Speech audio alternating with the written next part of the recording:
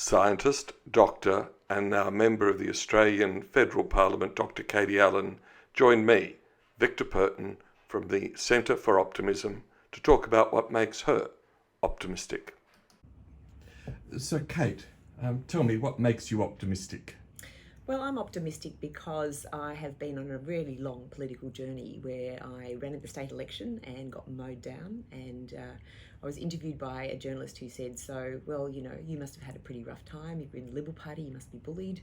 And I said, no, actually, I had a blast.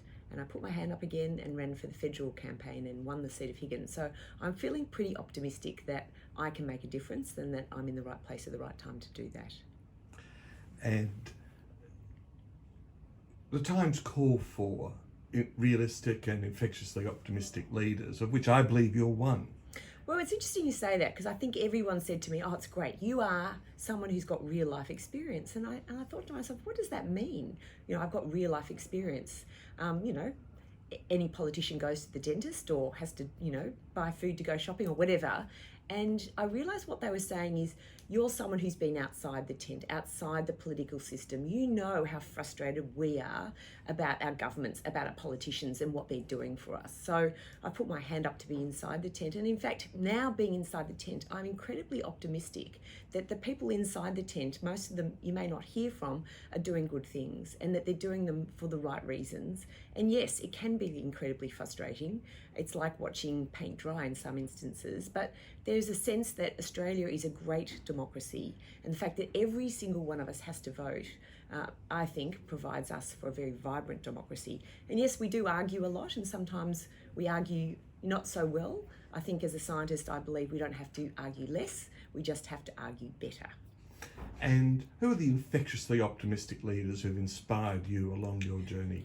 Well, I always say the person who inspired me the most in my early career in research was Professor Bob Williamson.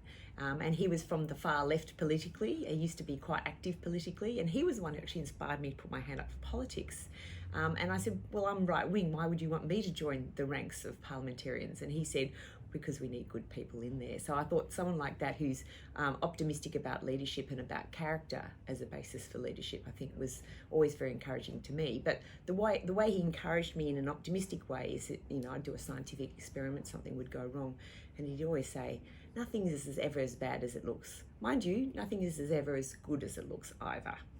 And you're a scientist and a doctor, and in the global studies, it indicates that people trust their doctors and their scientists, but globally, they don't trust their politicians. So what are the lessons you're taking from science and medicine to your career as an Australian federal parliamentarian? Well, ironically, I was just recently overseas speaking to a Prime Minister, I won't name which one, and he said to me, look, the facts are the facts and they speak for themselves. And I said, well, that's the difficulty in politics, is that, yes, of course there are facts, but just like in science, there's interpretation of those facts. And that's what the community and society here is, the discussion and argument about the facts.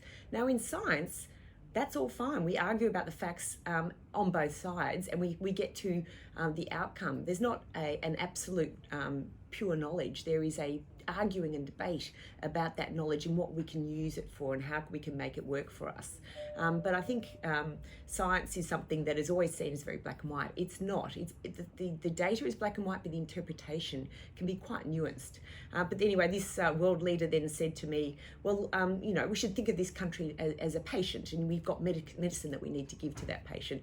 And I said, well, I'm actually a doctor as well, and we do know that medicine is an art and not a science. So I think sometimes we're a bit tough on politicians. I think that politicians in general are working in very difficult circumstances because everyone has an opinion, everyone is an expert about where we should go as a country, where we should go as a planet, and so it can be really difficult. But I'm incredibly optimistic that there are good people who are working very hard to make a real difference, and I'm hoping that people regard me as one of those.